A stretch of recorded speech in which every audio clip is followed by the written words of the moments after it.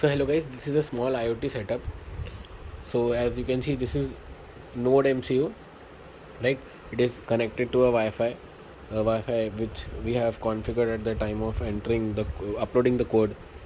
Right now, it is connected to a relay module. Relay module is connected to a light, and the light is and the relay module.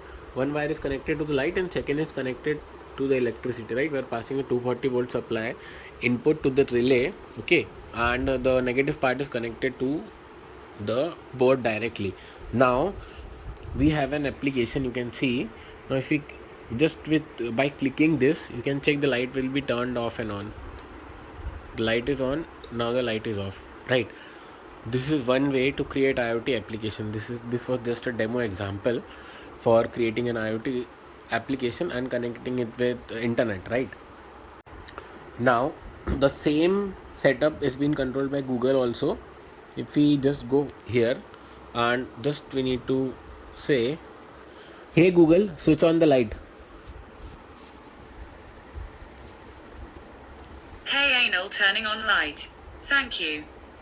See guys, through Google Assistant also we can control our devices. Now, hey Google, switch off the light. Thanks Anal, now switching light off. So this way we can use IoT applications through Google Assistant, Alexa, or any of the voice command, or otherwise we can use an application to control these devices. Now in place of this bulb, in place of this light, actually this is a example to show the project how to means configure the basic things.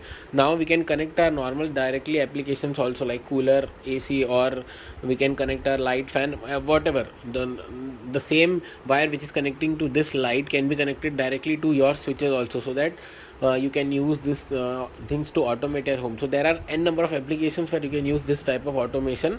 So guys, if you want to learn more, just give me a text or just revert me back. We want to learn more about IoT, internet of things. It is very interesting things. Yeah, there are many of the sensors also available which helps to configure different types of things, right?